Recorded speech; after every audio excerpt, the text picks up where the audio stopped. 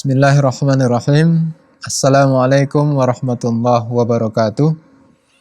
Alhamdulillahirabbil alamin. Wassallallahu ala nabiyyina Muhammad wa ala alihi wa sahbihi ajmain. Rabbi syrah li sadri wa yassir li amri wa hlul 'uqdatam min lisani yafqahu qawli. Alhamdulillah, pemirsa Salam TV, sahabat keluarga muslim yang dimuliakan Allah Subhanahu wa taala. Kita bersyukur kepada Allah Subhanahu wa taala bisa memudahkan kita untuk melanjutkan kajian kita, kajian fikih kitab Matan Abi Syuja' rahimahullahu taala. Mudah-mudahan Allah Subhanahu wa taala senantiasa memberikan kita ilmu yang bermanfaat dan memudahkan kita untuk mengamalkannya.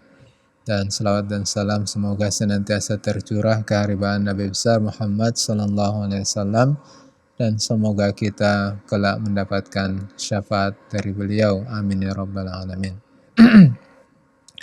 Alhamdulillah, Bapak Ibu pemirsa Salam TV yang dimuliakan Allah Subhanahu wa taala. Kita sekarang sudah sampai di pembahasan Kitabul Buyu' wa ghairihi minal muamalat. Kitabul Buyu' wa ghairiha minal muamalat. Sebelum ini kita sudah menyelesaikan Kitabu At-Taharah dan Kitabul Ibadah. Jadi sebelum ini kita sudah membahas tentang Kitabul Ibadah, yaitu tentang sholat, puasa, zakat, dan haji. Dan begitulah para ulama kebiasaan mereka dalam menyusun kitab mereka. Diawali dengan Kitabut Taharah, sudah itu Kitabul Ibadah, dan bab Kitabul Muamalat. Jadi hal ini tentu mereka melihat bahwa ibadah itu merupakan salah satu yang harus dilakukan dan harus diutamakan oleh seorang muslim. Selain dia juga adalah sebuah keharusan, dia juga adalah sebuah kebutuhan. Seorang muslim sebelum dia bermuamalah dengan makhluk, hablum minan nas, yang didahulukan adalah hablum minallah. Beribadah dan urutan ibadah itu disesuaikan dengan apa yang disebutkan dalam hadis tentang rukun Islam, sebagaimana disebutkan dalam hadis Rasulullah sallallahu alaihi wasallam, bunyal Islam ala khamsin, syahadati an la ilaha illallah wa anna Muhammadar Rasulullah wa iqamis shalah wa ita'iz zakah wa hajjil bait wa shaumi Ramadan. Atau kama qala alaihi salatu wassalam. Jadi didahului dengan kitabus shalah, pembahasan tentang salat. Dan sebelum pembahasan tentang salat didahului dengan Kitabut Taharah, bab tentang bersuci, pembahasan tentang bersuci. Karena salat itu tidak sah kecuali dilakukan orang yang sudah bersuci.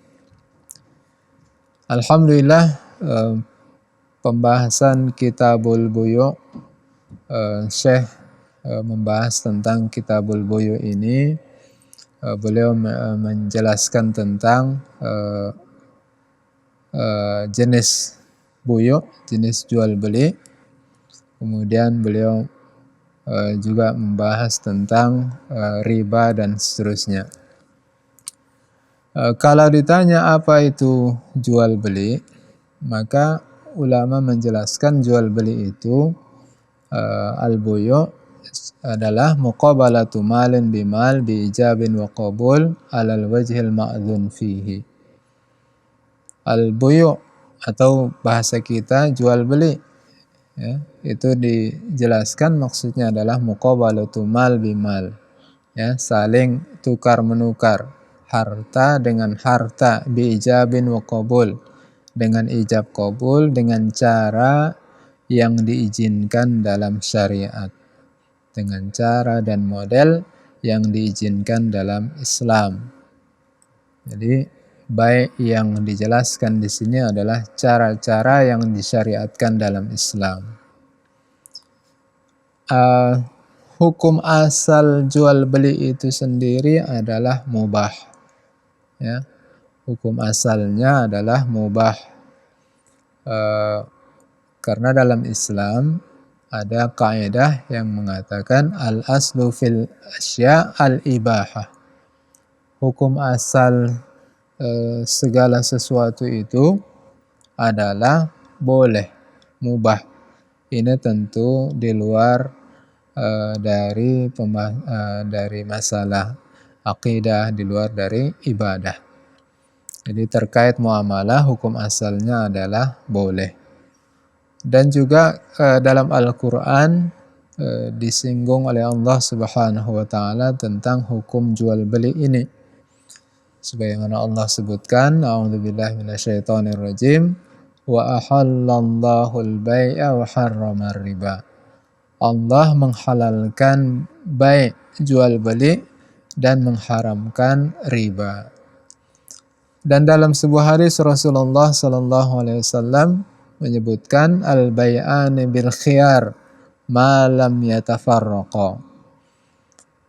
Orang yang melakukan transaksi jual beli, mereka masih ada kesempatan untuk khiyar, pikir-pikir, dan kesempatan untuk membatalkan jual beli mereka itu selama mereka belum berpisah, selama mereka masih ada di majelis jual beli, masih di tempat pelaksanaan jual beli itu, baik si pembeli maupun si penjual boleh membatalkan apa yang transaksi yang sudah mereka lakukan. Tapi dengan syarat sebelum mereka berpisah. Fa in shadaqa wa bayyana, kalau mereka jujur dalam akad transaksi jual beli itu dan menjelaskan barang yang akan mereka jual itu, tidak ada yang mereka tutup-tutupi. Kalau bagus mereka sebutkan itu bagus, jelaskan bagaimana kondisi yang sebenarnya. Kalau jelek, buruk, atau ada yang rusak, atau kalau menjual hewannya ada mungkin cacatnya ada atau ada sakitnya, dijelaskan, maka Rasulullah mengatakan akan diberkahi transaksi jual beli mereka itu. Sebaliknya kalau mereka berdusta, mereka menyembunyikan ada aib dari dagangan mereka itu, barang yang mereka perjualbelikan itu, maka akan dicabut keberkahan dari transaksi jual beli mereka itu. Hadis sahih diriwayatkan oleh Imam Bukhari dan Muslim. Jadi dari sini jelas bahwa secara umum hukum asalnya jual beli itu adalah boleh. Kemudian saya menjelaskan tentang di awal saya menjelaskan tentang model jual beli. Beliau mengatakan wal buyu' salasatu asya. Transaksi jual beli itu ada 3 macam, ada 3 model, ada 3 jenis. Apa itu? Yang pertama adalah bai'u ainin musyahadatan, jual beli benda yang tertentu, jual beli benda yang tertentu barangnya. Misalnya rumahnya jelas di jalan apa, di mana tempatnya, rumah yang mana jelas, yang warnanya merah atau hitam atau putih jelas, maka itu jual beli itu kalau dia jelas barangnya dan sudah dilihat dan diketahui dengan jelas oleh kedua belah pihak, baik si pembeli maupun si penjual, maka itu hukumnya boleh. Ya, hukumnya boleh jual beli seperti itu, karena tidak ada di situ yang ditutup-tutupi, tidak ada di situ yang tidak jelas. Kemudian yang kedua adalah bai'u syai'in mausuf fi dhimmah. Jual beli sesuatu yang disifati, ya. Jadi barangnya tidak ada di tempat, cuma disebutkan sifatnya. Misalnya beli kereta, ya, beli kereta, keretanya tidak ada di tempat akad jual beli, tapi disebutkan keretanya merek apa, ya, cc-nya berapa, keluaran tahun berapa, warnanya apa, harganya berapa, dan seterusnya. Disebutkan secara detail sifat barang tersebut, maka itu dibolehkan. Itulah dia istilahnya jual beli dengan model salam. Kemudian yang ketiga adalah jual beli yang tidak nampak barangnya, tidak ada di tempat, dan juga tidak diketahui kriteria barang tersebut, ya. Namanya aja kereta atau mobil, tapi bagaimana modelnya, mereknya apa, keluaran tahun berapa, ya. Itu apa hukumnya? Itu tidak boleh, ya. Tidak boleh. Kenapa? Karena dalam Islam, ya, dalam Islam terutama terkait jual beli, ada syaratnya, ada rukunnya. Salah satu syaratnya itu adalah barangnya itu harus jelas. Kalau barangnya tidak jelas, maka itu nanti gharar. Dalam Islam tidak boleh gharar karena bisa menimbulkan kerugian, ya, baik kedua belah pihak atau salah satu dari orang yang melakukan transaksi jual beli itu. Karena itu jual beli model transaksi ini yang barangnya tidak ada di tempat dan tidak diketahui secara detail, secara rinci kriteria barang tersebut, ya, maka itu tidak boleh, ya, karena di situ ada gharar, karena bisa dirugikan salah satu dari keduanya. Nanti dikira bagus, ya, hanya namanya saja dibilang kereta Vario misalnya, ya, Honda, jenis sepeda motor Vario, tapi tidak diketahui keluaran tahun berapa, ya, hanya disebutkan harganya, maka itu adalah jual beli yang tidak dibolehkan. Sesudah ini saya akan membahas tentang syarat, ya. Sudah ini kita akan membahas tentang syarat jual beli itu. Kapan jual beli itu dibolehkan? Setidaknya ada 6 syarat jual beli. Ketika 6 syarat jual beli ini tidak ada, maka jual beli tersebut hukumnya tidak sah, tidak boleh. Taib, insyaallah akan kita jelaskan syarat-syarat jual beli sudah pesan-pesan berikut ini.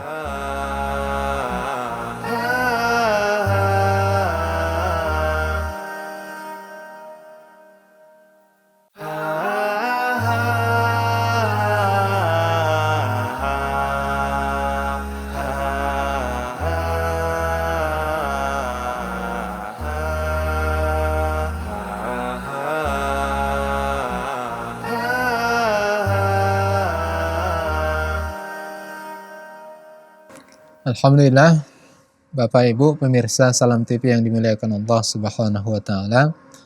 Kita lanjutkan pembahasan tentang jual beli. Sebelum kita menjelaskan tentang syarat jual beli, kita jelaskan terlebih dahulu rukun jual beli itu sendiri. Jadi dalam sebuah transaksi jual beli ada 6 rukun, ya, ada 6 rukun dari transaksi jual beli. Yang pertama yaitu si penjual barang, yang kedua adalah si pembeli, ya. Yang ketiga adalah as-saman, yaitu ada harga dan ada barang yang mau dilakukan pembayarannya atau alat tukarnya. Kemudian ada musman, ada barang yang mau dijual atau ada barang yang mau dibeli. Itu yang keempat. Kemudian yang kelima adalah ada ijab, dan yang keenam ada qabul. Kalau diringkas bisa menjadi tiga. Yang pertama adalah orang yang bertransaksi, masuklah di situ si penjual dan si pembeli. Yang kedua adalah sigoh, yaitu ijab qabul. Yang ketiga adalah as-saman wal musman. Taib ini dia rukun jual beli. Jadi ke-6 rukun ini atau 3 kalau mau diringkas harus ada. Kemudian supaya sah jual beli itu, ya, supaya sah jual beli itu setidaknya ada 6 syarat. Ya, 6 syarat jual beli itu baru dia dikatakan sah. Yang pertama, syarat jual beli itu dia harus adanya keridhaan antara si penjual dan si pembeli. Harus ada unsur keridhaan, sama-sama ridho antara si penjual dan si pembeli. Kalau terpaksa atau dipaksa, ada unsur pemaksaan, maka jual beli tersebut tidak sah. Hal itu berdasarkan firman Allah Subhanahu wa taala, illa antakuna tijaratan antaradim minkum. Ya. Di awal ayat itu Allah menjelaskan tentang tidak boleh memakan harta orang lain dengan cara yang batil. Kemudian di ujungnya dikatakan kecuali ya dengan jual beli yang kalian sama-sama ridho dengannya. Ini syarat yang pertama. Syarat yang kedua adalah bahwa kedua orang yang melakukan transaksi itu, baik si penjual maupun si pembeli, adalah orang yang jaiz tasarruf. Harus orang yang memang dibolehkan dalam syariat dia melakukan transaksi jual beli. Tidak semua orang dalam Islam dibolehkan melakukan akad jual beli. Siapa yang dibolehkan melakukan akad jual beli? Yang dibolehkan adalah pertama dia orang yang merdeka, hur. Ya. Yang kedua dia adalah orang yang balik. Yang ketiga dia orang yang berakal. Yang keempat dia adalah orang yang rasyid. Dia orang yang cerdas, bukan orang yang kurang cerdasnya, kurang akalnya sehingga gampang ditipu-tipu, gampang dicurangi oleh orang lain. Jadi Islam tidak menjadi syarat bolehnya orang bertransaksi agama, seorang itu Islam atau bukan. Jadi kita boleh melakukan transaksi dengan orang non-muslim, tidak harus dengan sesama orang Islam kita baru sah transaksi kita. Jadi tidak disyaratkan harus beragama Islam baru sah transaksi jual beli itu. Jadi tidak sah kalau dilakukan transaksi dengan orang gila ataupun orang yang kurang ya pemikirannya atau akalnya, gampang ditipu, gampang tertipu orangnya, atau istilahnya safih. Dan juga dengan anak-anak tidak sah, ya tidak sah jual beli transaksi dengan anak-anak, anak usia setahun, 2 tahun, 3 tahun, ya, 4 tahun. Walaupun anak-anak yang sudah mumayyiz, ya, belum balik, ya, itu dikatakan oleh para ulama, ya, walaupun di situ ada khilaf, tapi yang rajih wallahu a'lam itu dibolehkan dengan izin wali mereka, ya, dengan izin wali mereka melakukan transaksi tersebut. Jadi itu syarat sah yang kedua. Kemudian syarat sah yang ketiga, jual beli itu sah, adalah an yakunal aqid malikan lil ma'qud, bahwa orang yang menjual barang itu adalah pemilik dari barang tersebut. Tidak sah seseorang menjual barang bukan miliknya, ya. Karena Rasulullah mengatakan la tabi' ma laisa indaka, janganlah kamu menjual barang yang bukan milikmu.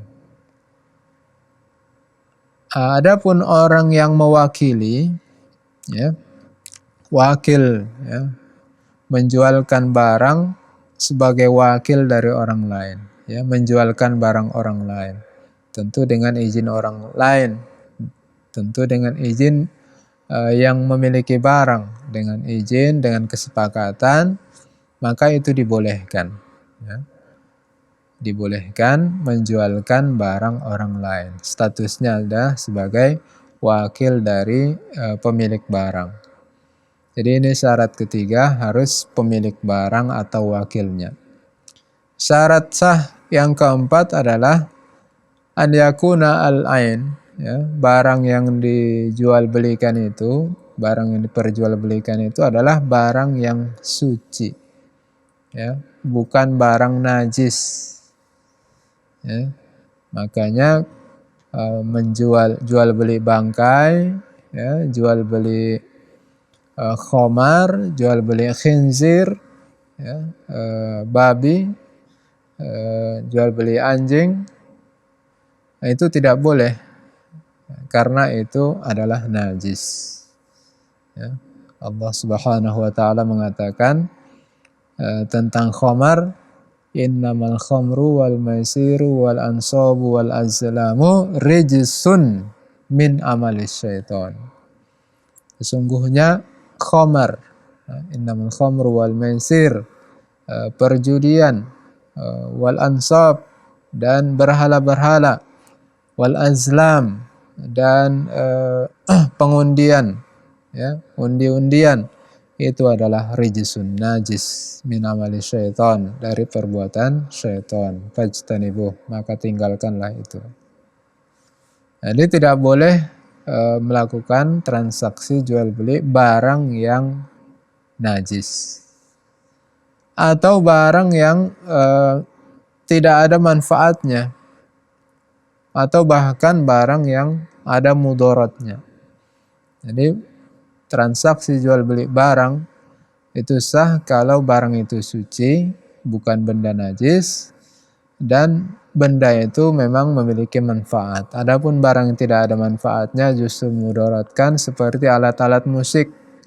Alat-alat musik itu tidak ada manfaatnya, justru menumbuhkan kemunafikan dalam hati orang yang suka mendengarkannya.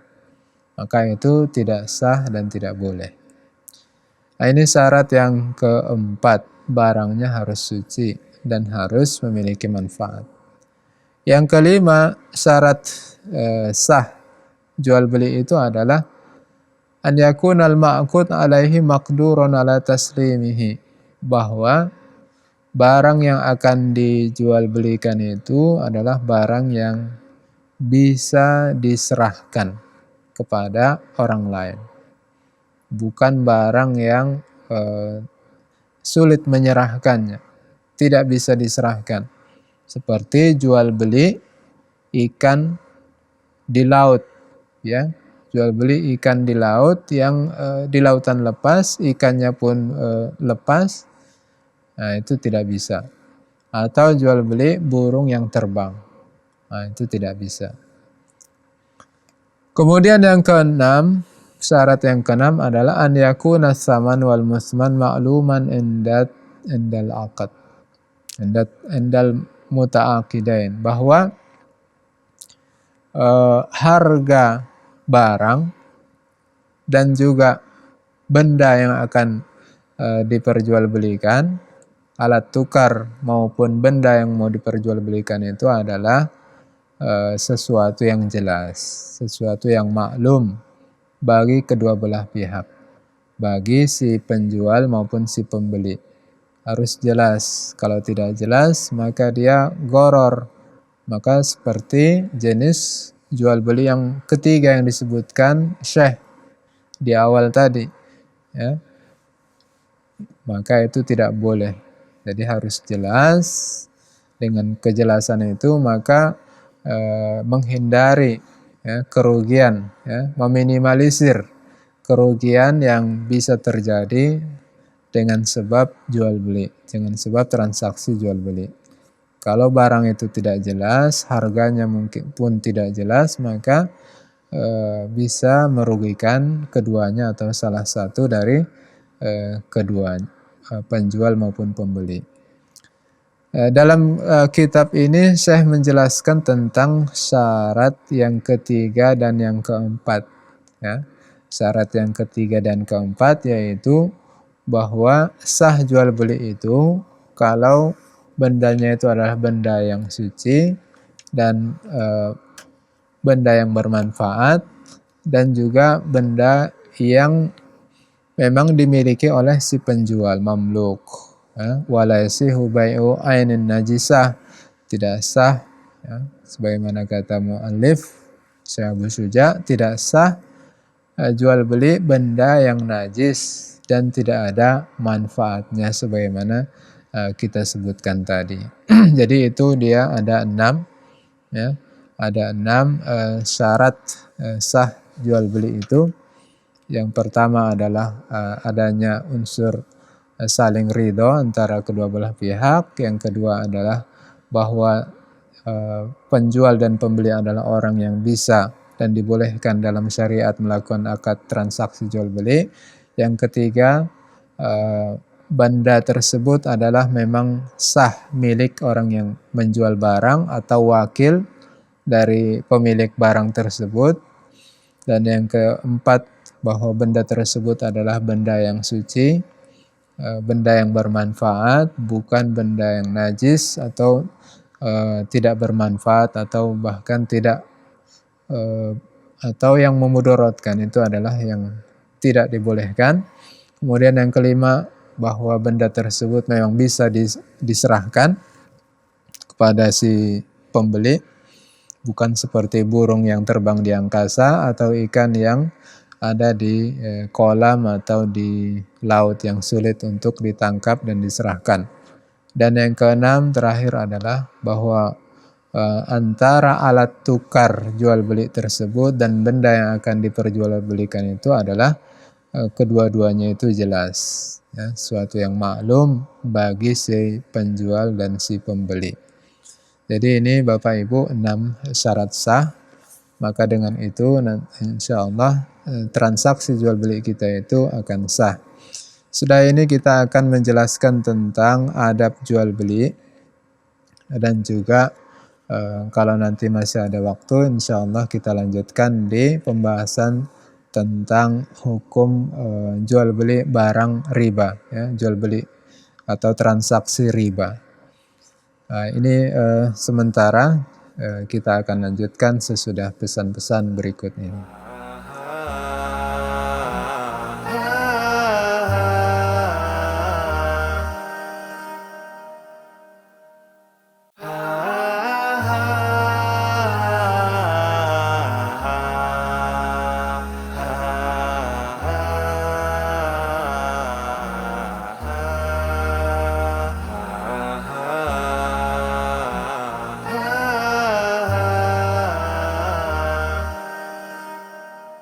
Alhamdulillah, Bapak Ibu pemirsa Salam TV yang dimuliakan Allah Subhanahu wa taala.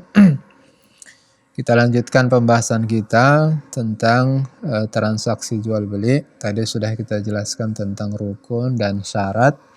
Sekarang kita jelaskan tentang adab jual beli. Dalam Islam adab itu sangat ditekankan.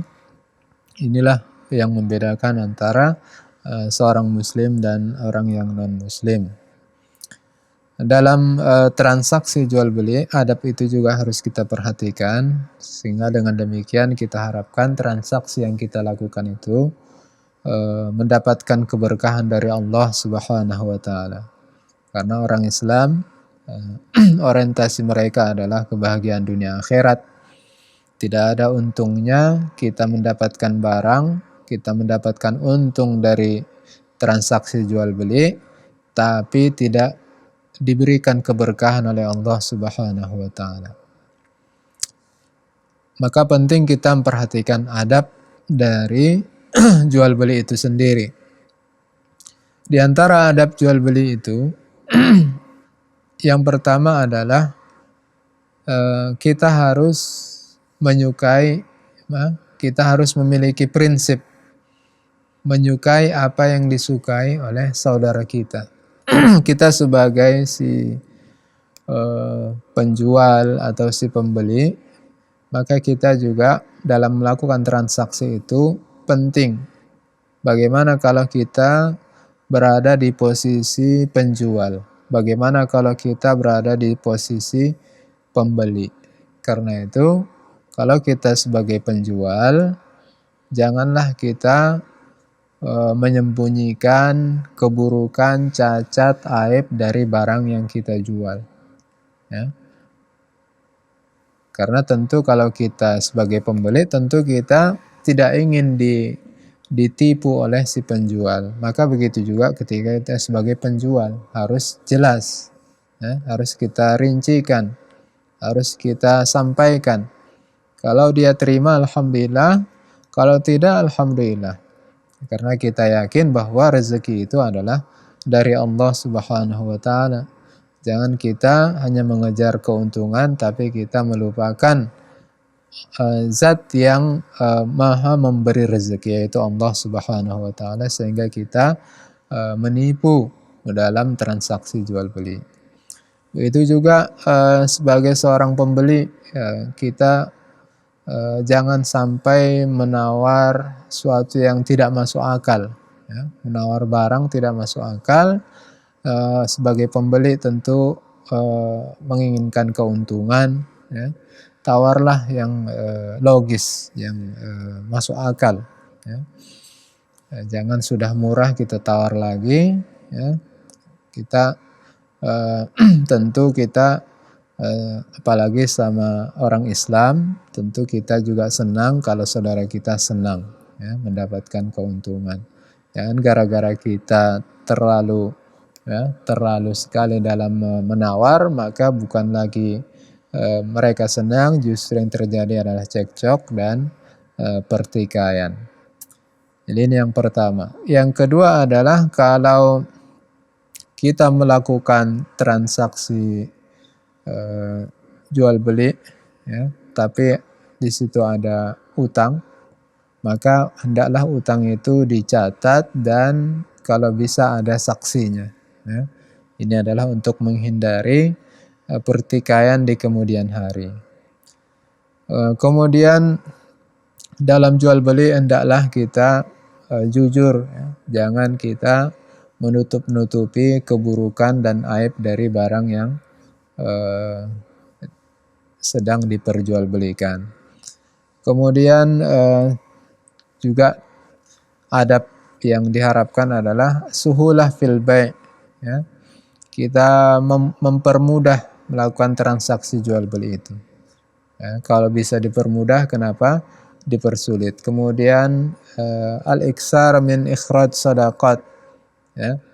Kita juga diharapkan memperbanyak sedekah.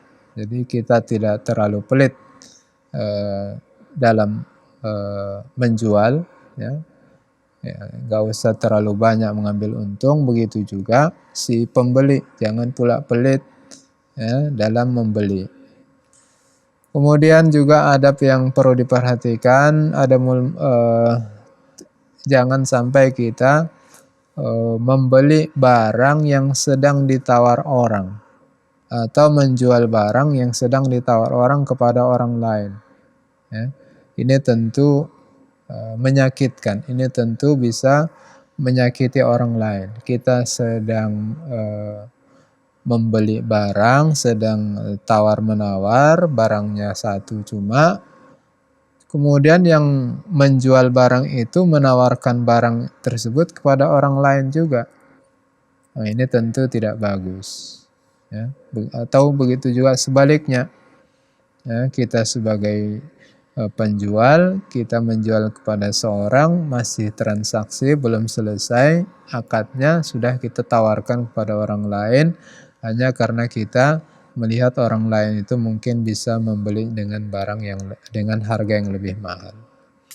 Itu juga terjadi dalam akad nikah atau akad khitbah. Jangan kita melamar, ya, seorang laki-laki jangan melamar seorang wanita yang sudah dilamar oleh orang lain, ya, karena bisa saja orang yang datang melamar kedua itu mungkin lebih baik, ya, status sosialnya lebih ganteng, lebih kaya dan seterusnya, sehingga gara-gara dilamar oleh orang yang kedua, maka orang yang pertama itu diputus oleh si perempuan. Tentu itu tidak bagus. Type ini dia beberapa adab dalam transaksi jual beli. Mudah-mudahan dengan itu kita lakukan, maka Allah memberkahi transaksi jual beli kita tersebut dan kita sama-sama senang, sama-sama untung dunia akhirat.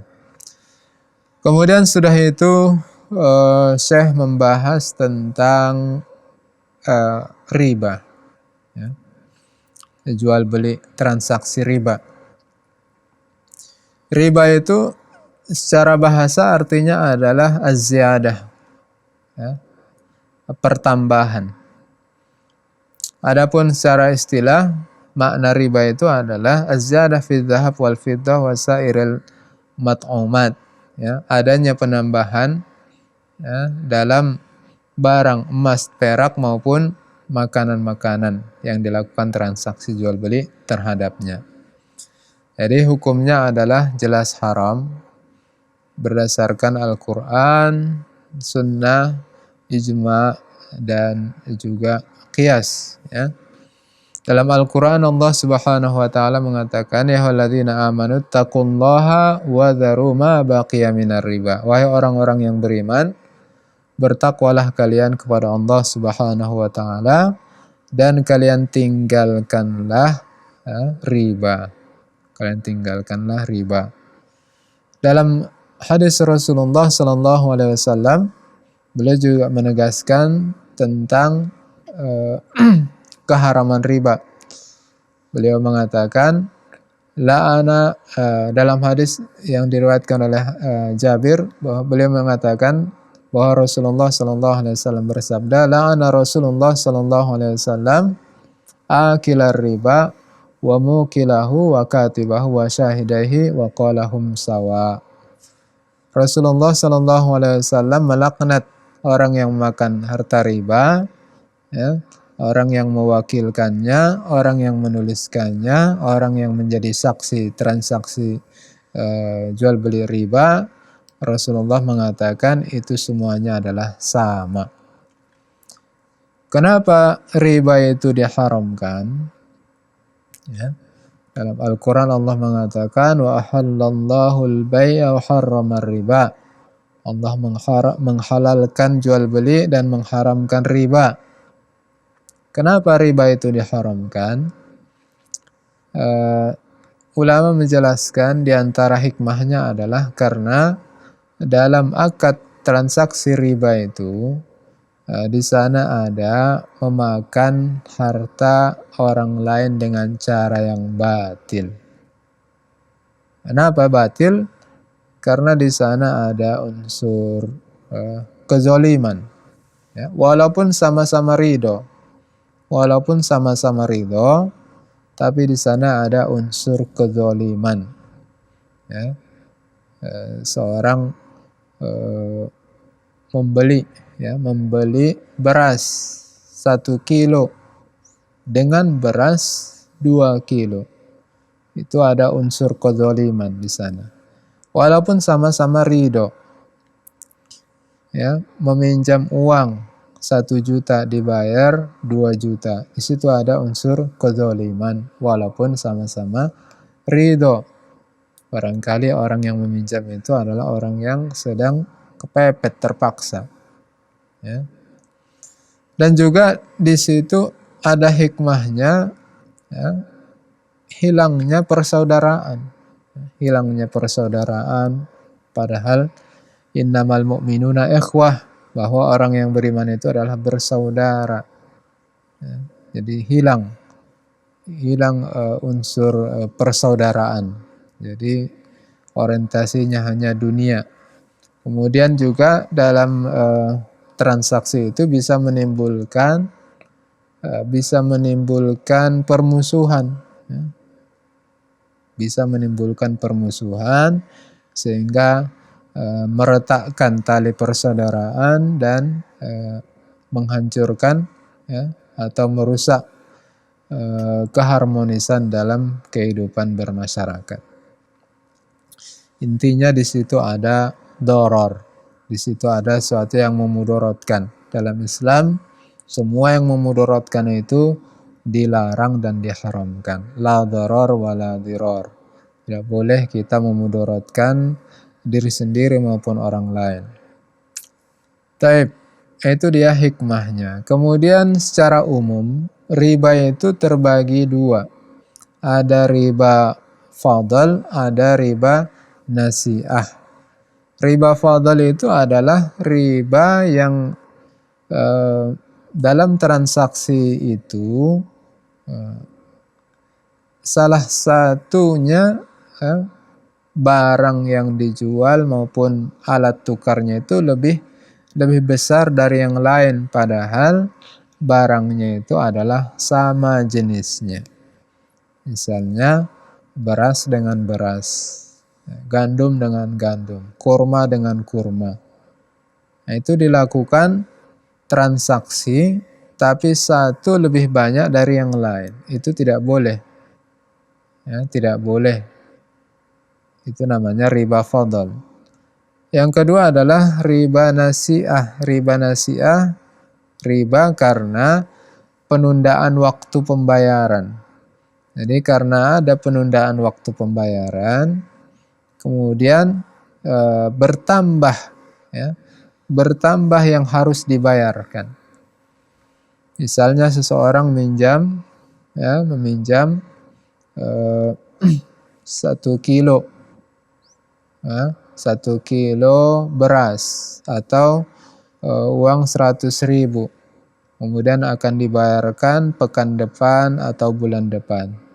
Pada waktu yang akan dibayarkan ternyata orang itu tidak bisa membayarkan, maka ditunda waktunya, ditunda waktu pembayaran, kemudian ditambah pula yang harus dibayarkan. Itu riba nasi'ah dan juga riba fadl. Berkumpul di situ dua riba. Taib. Kemudian Syekh mengatakan dalam pembahasan riba ini, innama yajri riba fi amrayni. Ya, beliau menjelaskan tentang benda-benda riba. Riba itu, ya, transaksi riba itu terdapat pada dua hal, pada dua jenis. Yang pertama adalah pada emas dan perak. Yang kedua adalah pada makanan-makanan, pada benda-benda yang merupakan benda-benda yang untuk bahan makanan. Ya. Jadi ada dua itulah yang disebut oleh para ulama sebagai benda ribawiyah, emas perak dan yang sejenisnya. Jadi ulama